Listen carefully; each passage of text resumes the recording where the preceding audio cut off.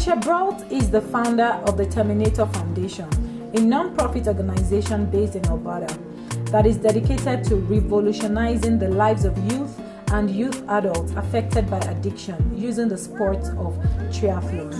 Her voice can be heard across the country as she speaks openly and courageously. Living her life and her recovery out loud is what Vanisha Brault is devoted to doing. On the cusp of that decision, her then 14-year-old daughter, Eden, began her descent into the heinous and undiscriminating grasp of drug addiction. As a mother, the emotional horror, desperation, and powerlessness was all-consuming. There were countless attempts to get Eden help. Using each resource and tool available that she could muster, Vanisha repeatedly encountered a system ill-equipped to support the disease of addiction, leaving her precious daughter homeless, destitute, and heavily dependent upon fentanyl and heroin. Through the power of this mother's unyielding love and her unwavering dedication to support her daughter through a journey of self-destruction and addiction, Eden found recovery. Terminating her own personal battle with the demons of addiction through recovery, Vanisha found her voice and chose to share her personal struggles and experiences. She has made it her life's mission to declare war on the shame and stigma associated with addiction, in the hopes that other youth might find their way home and that every person grasped by the clutches of this disease may also find their voices and receive the support, acceptance, and compassion that they legitimately deserve. Thank you so much, Vanisha, for sharing your story with the world and helping other people out there. Because when you decide to be vulnerable and share these stories, you're helping countless people and you're changing the world in your own way. So thank you. Yeah, thank you. Yeah. So today we will be, I'll be asking you a few questions, and we'll just be having a discussion. So just keep calm and let's have a nice discussion over a makeup session. Awesome. Right? We good? Yes. Okay. So tell me about you. What was your background like? Growing up for you, what was it like? Growing up, well, it was, it was a little dysfunctional. Okay. You could say. I both my parents, there was addiction, a lot of abuse in my family. Okay. So basically there were like all forms of abuse in my family: physical, mental, emotional, sexual abuse.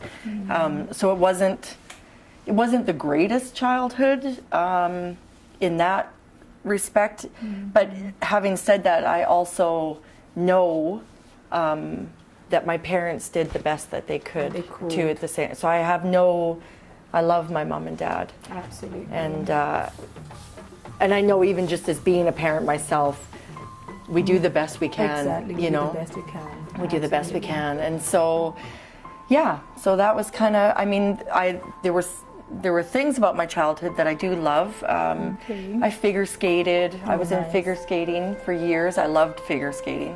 Okay. My parents had me on the ice from basically the time I could walk. I was in skates and skating. And so I skated. I played lots of sports. I was very athletic growing up and into sports. And yeah. So nice. Yeah. Good to know. So I really like the your foundation, the Terminator Walk, right? Is it the Terminator Walk? Yes. Okay. Well, no, it's not just that's the movement. Yeah. So is it the Terminator? It's we basically just know it as the Terminator. Okay. Yeah. So tell me about the Terminator. How did you come? How did you start it, and what made you start the Terminator? Yeah. It's so weird when I think back to how it all started, because it honestly, it really just kind of started because of what I ended up going through with my daughter Eden, and just my own personal experience trying to get her help, and just that path and what that, trying to talk to different people, different organizations, figuring it out firsthand, like even trying to like, does she really have a drug problem? Like, is this, how serious is this? And just navigating that whole system. And then the way I felt going through that, how I was treated as a mother, going through that as a parent. And so I run. I'm a runner myself. And so I honestly, one day I was like running, I was out for a run, and I started to have the idea of starting a run to just try to raise more awareness around this issue. And just even the thought of that scared the crap out of me. And I remember at the time talking to my life coach, like, should I do this? Should I attempt to put a run together? Like, what if no one shows up? Like, what if I don't even know what I'm doing? Like, I don't know the first thing about organizing a run like this, an event. But and that's sort of how it started. It was just this idea and this little dream of trying to make a difference. I didn't want other people to go through what I was going through alone, and so that was really how it started. And so then I decided to just go for it after weeks of contemplating. And because it was scary to think about putting myself out there and, what are people going to think? And again, I know, and that's what happens to all of us as well. Yeah. Before we start anything, we have all those things going on in our mind, like what are people going to think? How are people going to accept it? Yeah. And all of that. Yeah, but I'm thankful that you went for it anyway. So, me too.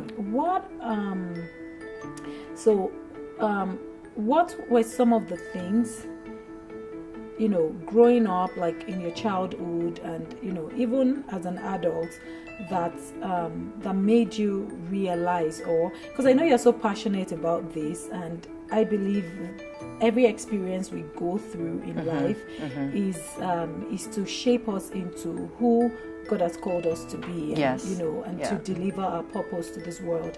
Yeah. So, what are some of those experiences that you had as well that also helped, that also helped you to develop the framework of what you do? Yeah. I honestly, as you're talking, the first thing that pops into my head is I remember being probably around 7 or 8 years old, and I first came into like a relationship with God, with Jesus Christ, like when I was about 7. Okay. But I remember, so I must have been, it was after having that experience, but so I would have been like 7 or 8 years old, and I remember having like a vision. I don't know how else to describe it. It was like having a dream during the day, so like having a vision. And I remember seeing myself talking to people. I remember just seeing like this, almost like this sea of people, and I was talking to them, and I remember like as a kid at the time thinking, what is happening? What am I seeing? But then even like, how can that even possibly be? How could that ever be? And it would happen to me every so often as I was growing up. And I just, in some ways, I know that God has always been preparing me for this. But at the same time, too, it's like what you say, all of the things that we go through as children and as young adults, they do actually, like I was so prepared for what I'm doing today. Oh, wow. But it all came out of brokenness.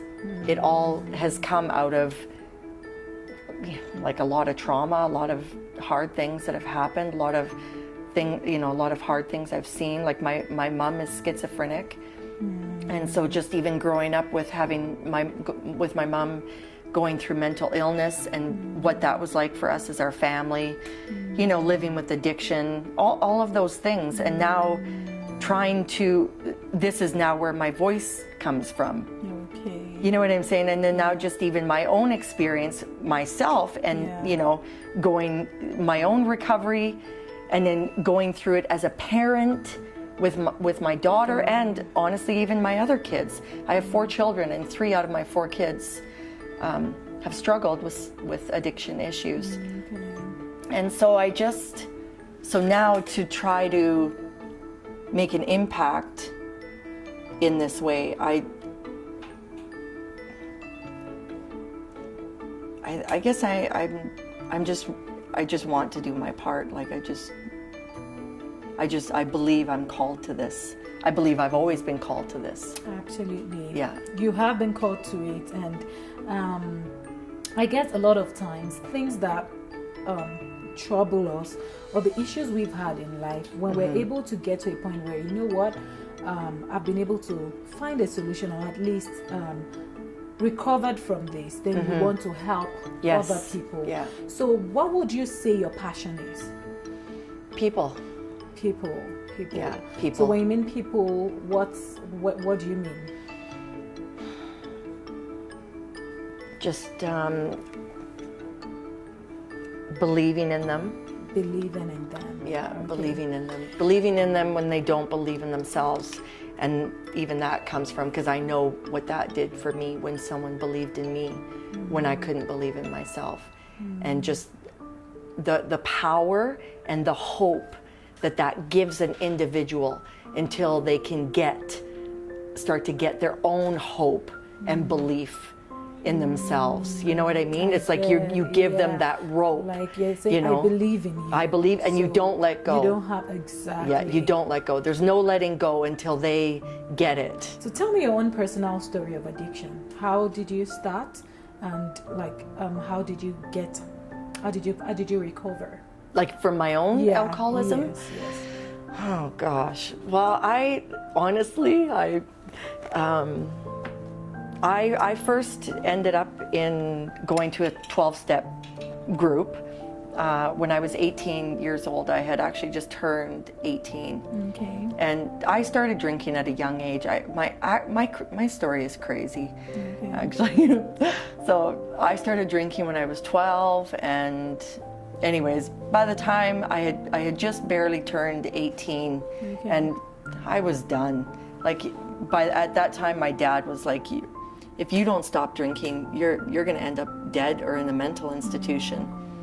And I knew he was right. And so then I started going to these 12-step meetings, and that began the road of my recovery. And that also linked it's almost like, getting sober and discovering, the 12 steps and just recovery. It seemed to help to link all my pieces together, because I had my relationship with God and things like that. And I to a certain degree, I had an understanding of the spiritual side of things, but I obviously was still in bondage to alcoholism, right? So being able to get sober and overcome that bondage, it's almost like all of these pieces started fitting together, because they do all fit together. We all have stuff that we need to overcome. Yeah, absolutely. Right? Yeah. Mine just happened to be alcoholism. Yeah. But we all have stuff that we're in bondage to, or that holds us back.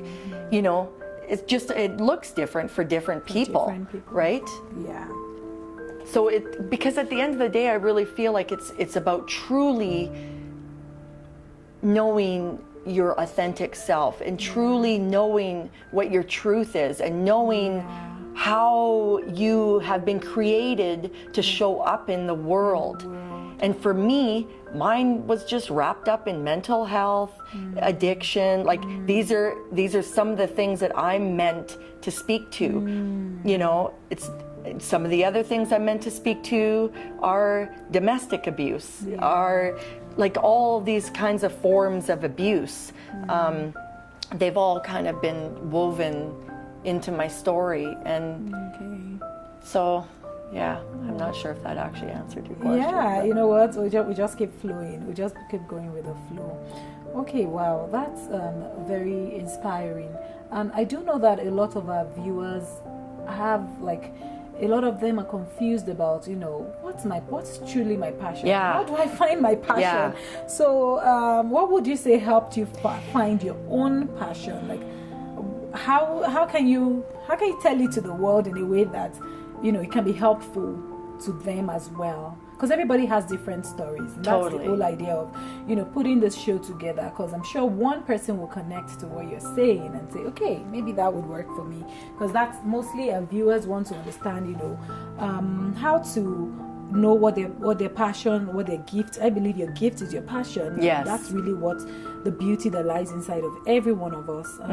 Yeah, so they want to know, and they want to know how to show up in the world, delivering that gift and that passion to the world. Yeah.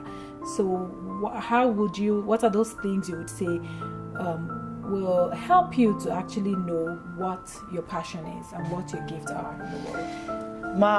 I got angry. Oh, love that. This comes up every time we do this show. Like, what makes you angry? That was how Okay. that was, and for me, I've learned that's when I know now is when I feel I get that righteous anger, and because I think I'm very much about justice and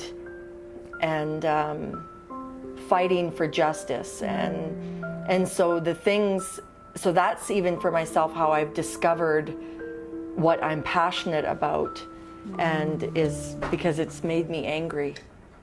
Like the stigma surrounding addiction, people staying stuck down, when it comes to addiction and mental health, and just that stigma and that silence is killing people.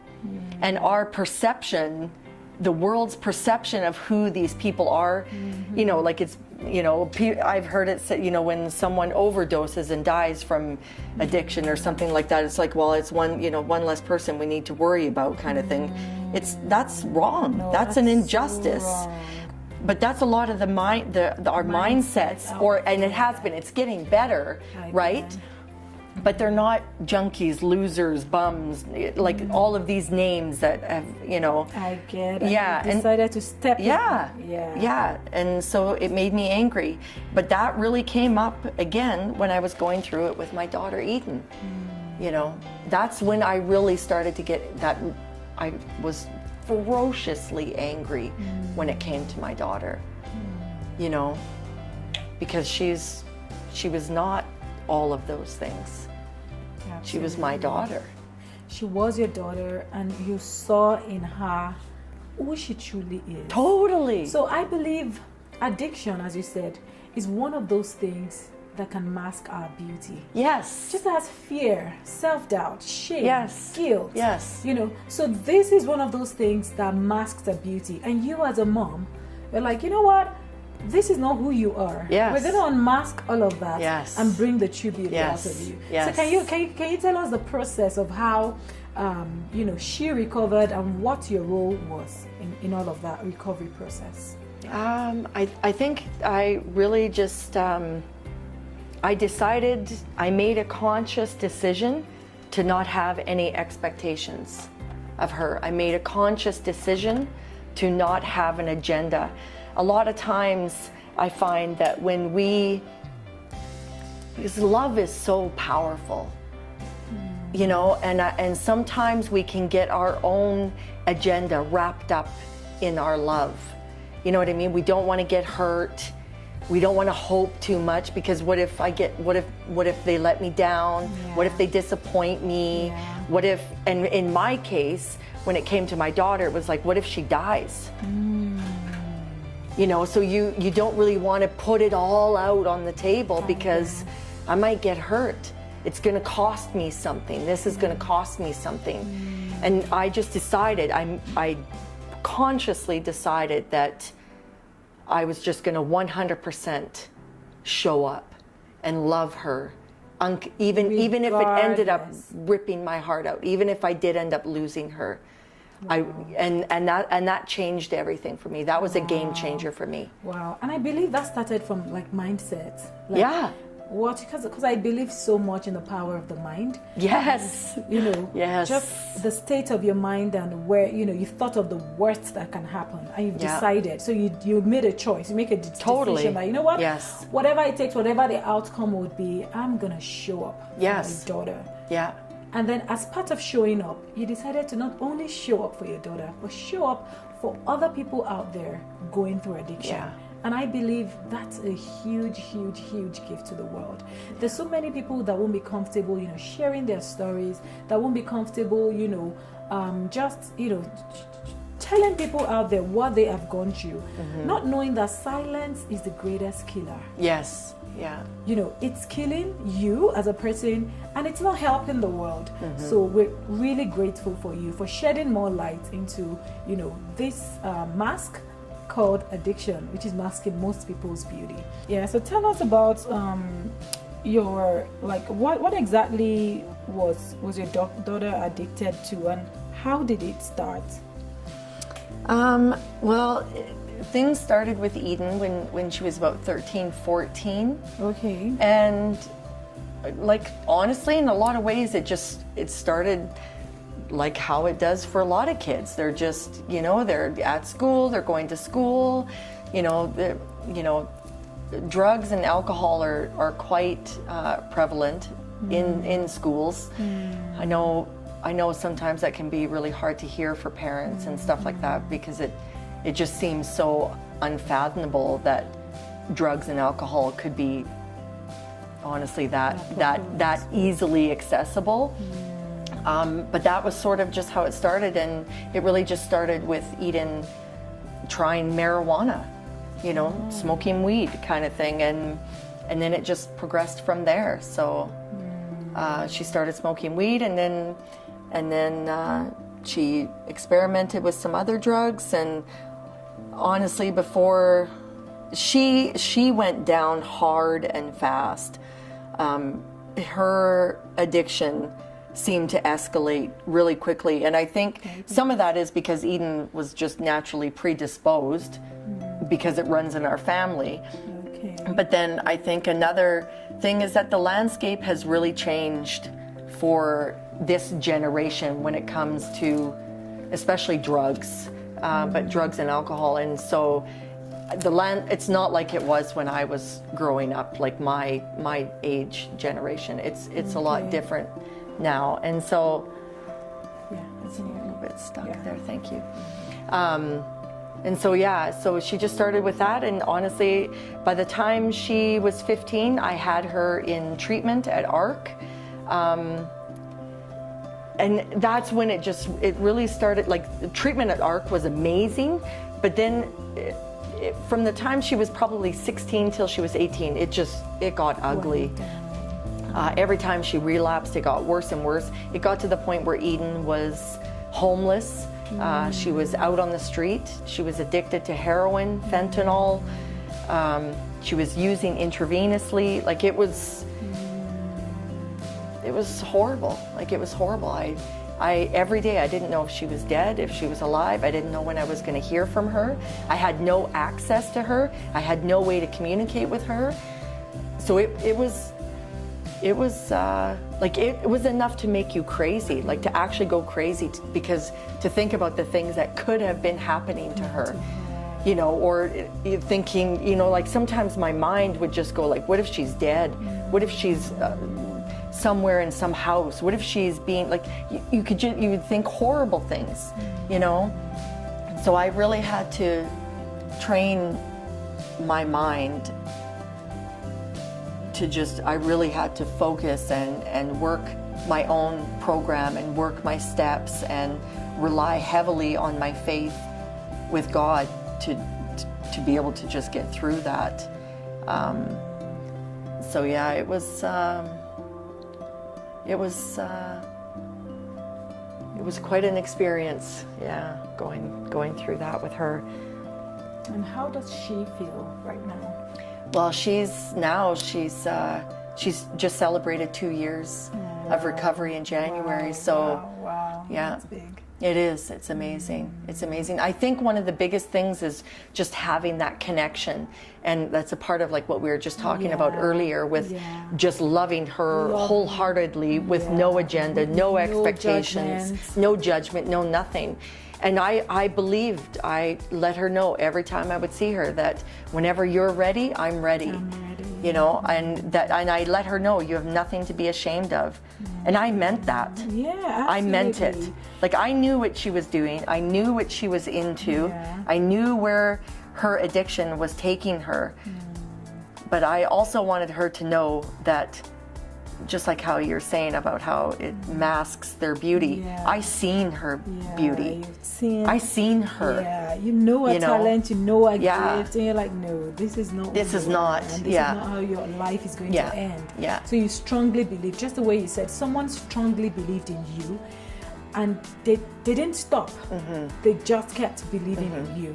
And that really helped you. And that is the gift you're also sharing.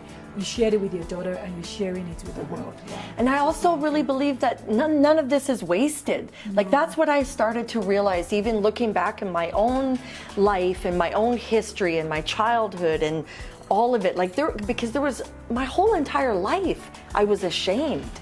I felt ashamed. Ashamed of where I came from, ashamed of my family. Ashamed that there was mental health in my family. My mom is schizophrenic. My parents are alcoholics. Like I was so ashamed. And when I started to realize that this is actually where a lot of my power comes from. This is the beauty of my story. You know what I mean? It's like beauty from ashes kind of thing, right? And so when I started to just throw off that shame and started to just, you know what, this is who I am. I can't hide from this. You owned it. And I owned it. Everybody's story is personal. Yours is personal to you. Yeah. And you know, you got to this point where you're like, you know what, I'm gonna own it. The ugly, the good, the bad, you know. And I'm gonna turn it into something powerful. So for me, that's a decision, and that decision didn't just come by. It's a lot of like mindset work, a lot of just mindfulness, connecting to your source as well. Like, you know who am I in all of this? And that's the message I tried to convey to my daughter. You know, so when she would be like, Mom, you don't know like what I'm doing, you know, and I would tell her like, I do know, but it doesn't matter. It doesn't matter to me what you're doing. It matters to me who you are. And I would let her know God's going to use none of this is wasted. Nothing is wasted. And you can come out of this. Absolutely. You know, we can turn this whole thing around into something powerful. Yeah. And that's happening now. It's happening now with where she's at. I do totally believe everything. And if you're watching this today and there's so much, you know, there's so many things that may have happened in your life, you know, that have caused shame, guilt, or even fear of, you know, you're just feeling you're not worthy to be in this world, you know, I think you should take a cue from this story and understand that all of that is, you know, you need to own those stories and turn those, you know, ashes into beauty, because there's a reason why you have gone through that, and you need to use that story to change the world. So that's really powerful, Vanisha. Thank you so much. So I remember, it's so mind-blowing to me to be where we are today, and even for myself to be. I never thought in a million years I would have ever said out loud, I'm an alcoholic. I've struggled with drinking. And so I remember the first time, like, had just turned 18, like barely turned, I think I was like 2 days from my, you know, I just turned 18, and it was after my dad had told me, like, you need to stop or you're gonna end up dead or in a mental institution. And I went to my first AA meeting, and I was terrified to go. Sorry, what's AA? Alcoholics Anonymous. Okay, go. So it's a 12-step fellowship, basically. So I went, I made my mom go with me because I was so scared about even going by myself, and it just not knowing what to expect and what to, you know. Yeah. And so I went to this meeting, and I sat there, and all these people, because you sit at these tables, and all these people were just staring at me, and almost like, what is she doing here? And this was a long time ago. You need to remember, like a long time ago. Like I'm going to be 47 in July, and so I was 18. So this is a long time ago. And so I go to this meeting. I'm sitting down, and before they even started the meeting, someone piped up and was like, you know, what are you doing here? You can't be here. And I can't even remember. I was so terrified. I can't even remember if it was me that spoke up or my mom initially or whatever, but that basically I was here because I have a drinking problem, and and they were just like, you're too young to be here. Like what, and they were like, you can't be here. Like you don't qualify basically to be here. You haven't lost a husband. You haven't lost a house. What do you know about being a drunk kind of thing? And I was terrified because at that moment in my life, this was, I had my dad telling me, you're either going to end up dead or in a mental institution if you don't stop drinking. The only hope I had at that time was that meeting. You know what I mean? And now they're wanting to kick me out. Sorry, we don't have solution. You don't qualify. Yeah. And so it was at that time, and I see his face in my head so clearly, like it was yesterday. And his name was Ray, and he was this old grumpy type fella, but he had the biggest heart. And he just in a really gruff voice, he was like, I vote she stays, so she stays. And he slammed his hand down on the table like a judge, totally like a judge. And that just shut the whole thing down. And that was okay, there's my invitation to, And so I stayed. And they became like family to me. Like that was the first place I felt acceptance, finally. And there was no stigma. There was no shame. And like I really got to grow in my years there, and it was a life raft for me. It was like a big cruiser, a big cruise ship kind of thing. Like it saved my life. It literally saved my life. And but back then we hid being an alcoholic. You hid that. It was okay to come alive in those rooms. When I would go to the 12-step meetings and stuff like that, I could come alive in those rooms. But then when you'd walk outside the door, you didn't dare tell anyone that you're an alcoholic. Like you just don't do that, because in the outside world, there was all the judgment and all the stigma and all the, you know what I mean? And so that just kind of followed me. And so it's so amazing to see where we are today. And just even being a part of, like I sit on the committee for the Recovery Day here in Calgary. And now we have Recovery Day all over Canada. Oh, wow. Yeah, like we have one day, it's like Recovery Day, and where we all can come out in the open, so to speak, and celebrate recovery, celebrate being in recovery. And is that televised? Is that on the television? Oh, it's a big deal. Like it's a major celebration now that happens all over Canada, and to be able to be like it's amazing to be a part of that now, seeing from where I came from how far we have come.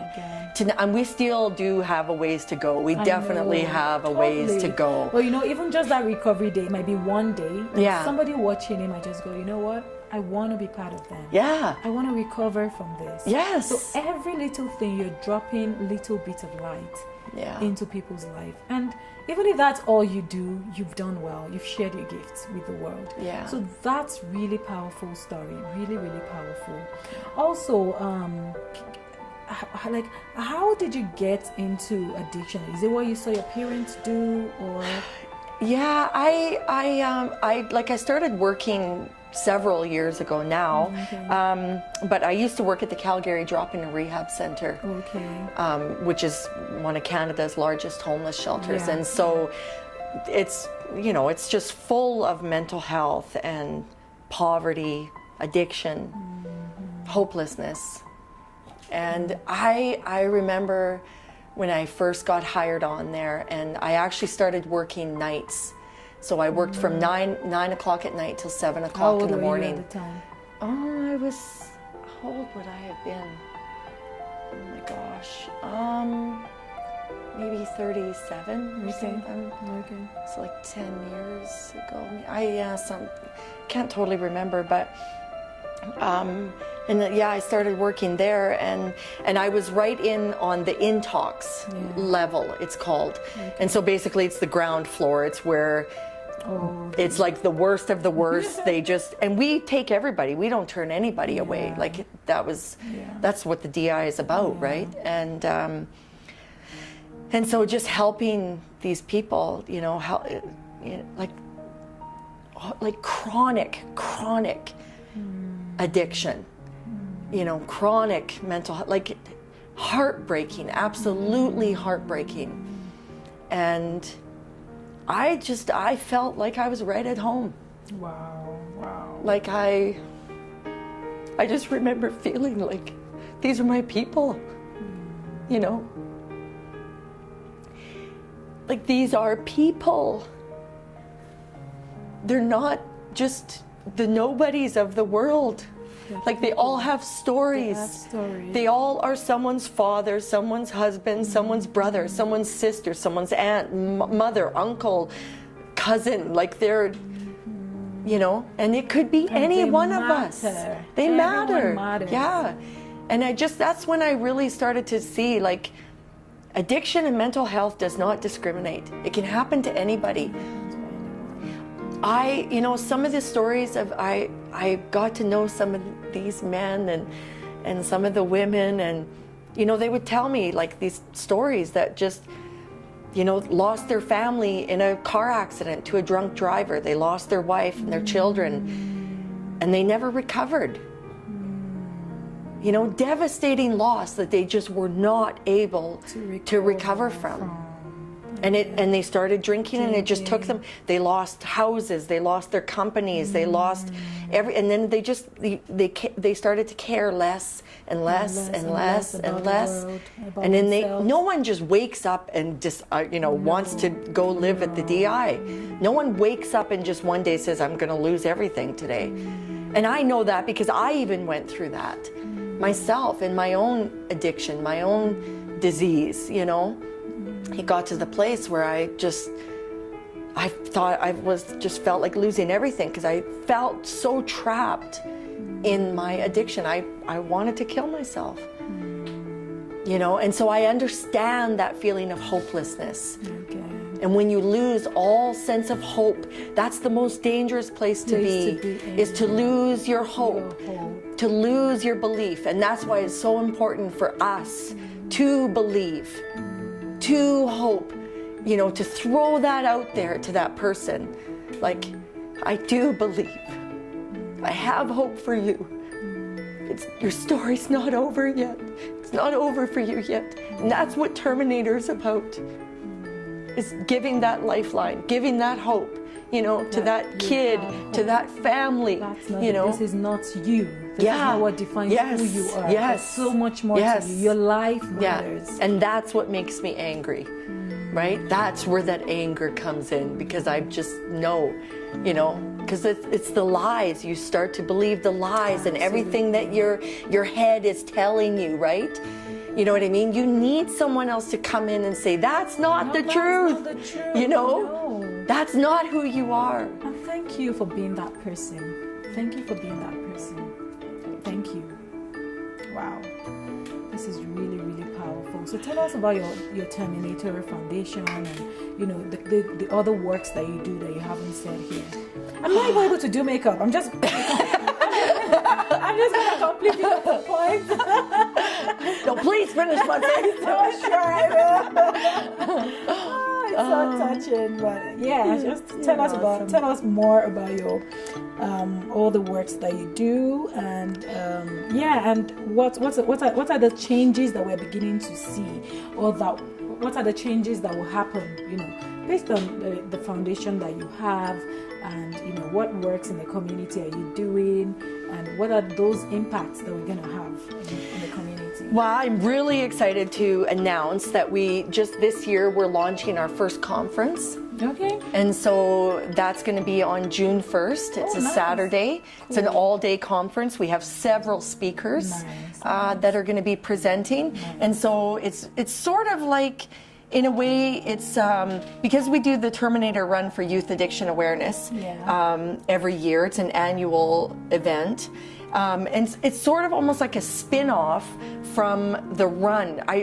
Because I really want to be able to offer families, parents, loved ones, just resources and how to navigate the system, what to look for, how they know, how will they know if their son or daughter is struggling with addiction, how serious it might be, things like that. So practical help. Practical, tangible, right? So that they just so that they know that they're not alone in this. They're not the only family. They're not the only person. They're not, because it can be so stigmatizing and shaming for the family as well, right? Yeah. Like, I'm such a failure as a parent. How could this be happening to my kid? Yeah. So the conference is just an opportunity to support families, basically, I guess, and to offer them, community supports. It's almost going to be like addiction and mental health 101 for families. For families. You know what I mean? So that they'll have a better understanding of, maybe where they're at, maybe, what they need to do. Or if they are totally right in the trenches of it and they have a child or someone that's, maybe they're homeless, maybe they're on the street, maybe they keep running away, maybe it's gotten that bad, and so that we can offer supports even for that family. Yeah. So I'm super excited for this conference. I think that's a very, very practical approach. So many people that, they don't even know where to start from. Totally. They can start from the conference and at least get informed, and to help and equip them to make informed decision on where to actually get help and how to get help. Yeah. So we have the conference coming up. So that's a new thing for Terminator this year. Okay. We're also starting the process of building a 10 to 12 week curriculum. Okay. For the triathlon portion, we're now getting asked to be able to, for schools and stuff, to be able to adopt the programming into their schools, which I'm thrilled about. Wow. So it's evolving. It's totally evolving. From your story, I think it is on the, there's not much awareness about how exposed these kids are to drugs, alcohol, and this thing. So I'm glad that it's going into the schools. Yeah, me too. We just need to attack the root of the problems. Because if you start at that age, there's every tendency that it's gonna, you're just gonna continue. If you don't get help till you probably lose your life. But when they actually take it to schools, and when you actually take these things to school, and there's so much awareness about it, it's gonna help the future generation. Yeah. So thank you so much. Thank you. Yeah. I'm just gonna complete your makeup. So are there any tips you want to give to people out there trying to unmask their own beauty? Do you have, I always ask for 3 tips. So 3 tips. What do you... So a lot of people we've mentioned a lot of masks today, that are, it could be guilt, you mentioned shame, you mentioned addiction, which led to shame. So there are different layers of this mask. I want you to give our audience like three tips that can help them to unmask their own beauty. I know we've talked a lot about this, but I just want you to use this to round off this session so that even if someone hasn't heard some things, they can, at least take home 3 points that would help them to unmask their own beauty. Wow. 3 tips, I guess. Well, own your story, like own your truth. Absolutely. Yeah, and the only way to really do that, I find, is to really just decide to get honest with yourself and find a couple people that you can trust and share your truth with them. That's probably, that's one step to help. Own your own story. You gotta own your own story. Sure. Yeah. There is, no matter what it looks like. Yeah. And then honestly, I mean I had a lot of work to do. I think one of the other things to unmasking your beauty is to consciously decide to work on yourself. To take ownership. So step 2, work on yourself. Work on yourself, That like be your inner self, development, your personal development.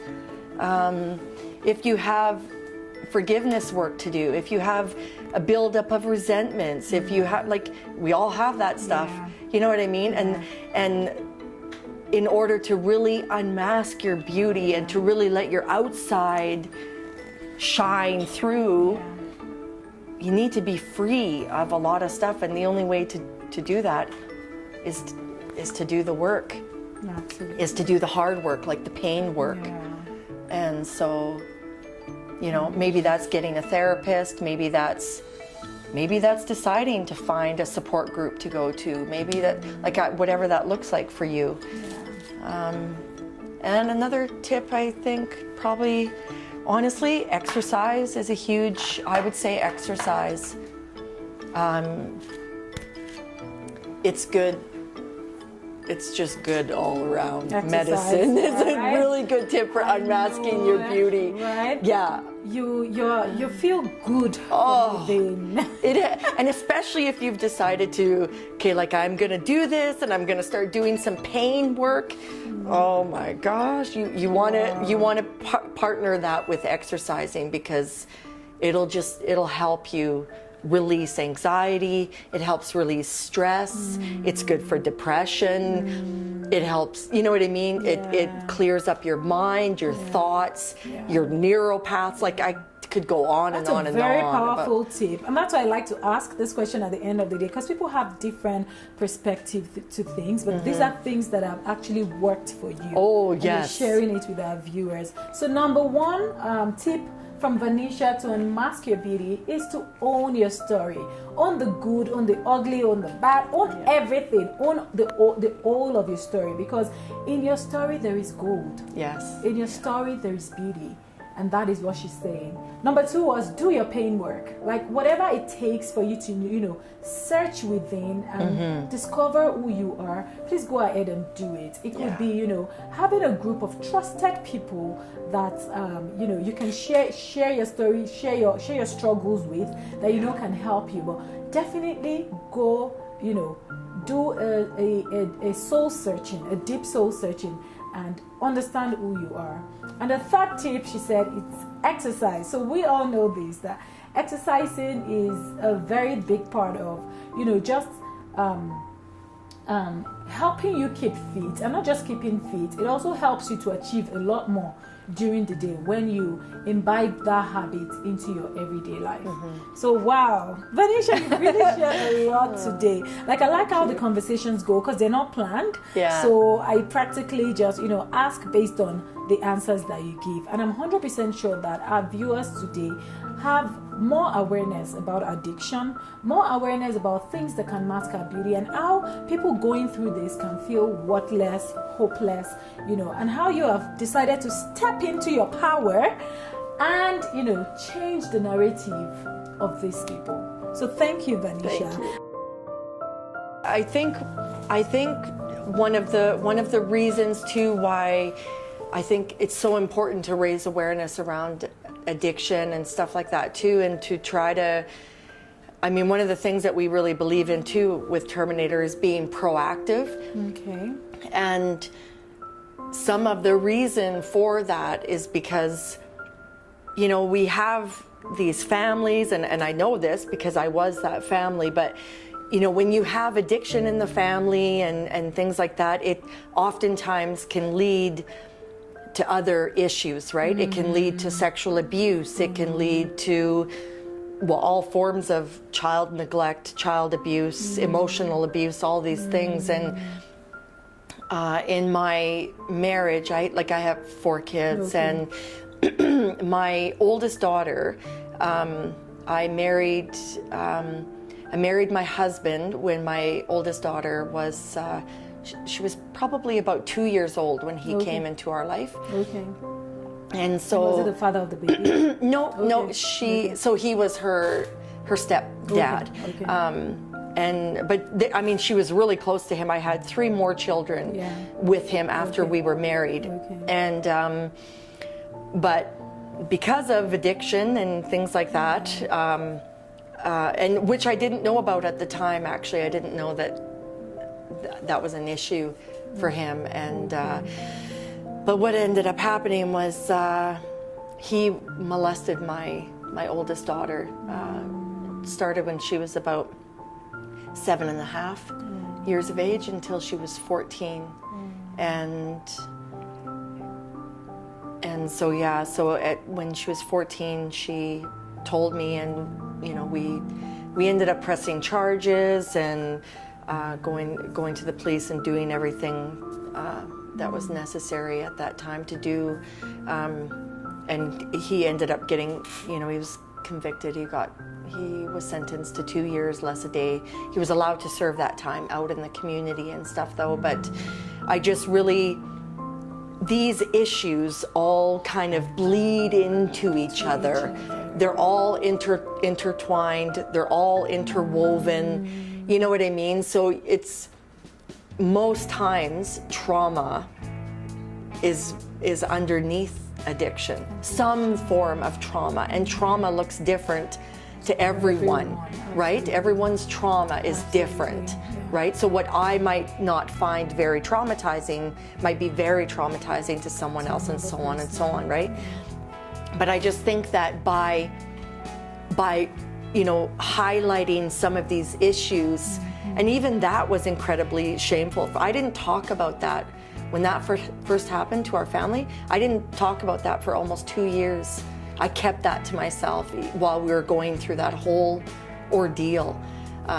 That was even actually where some of my addiction came in again, where it kind of reared up in my life again, because I started to drink a little bit of wine every night after the kids were in bed when my marriage collapsed due to that happening.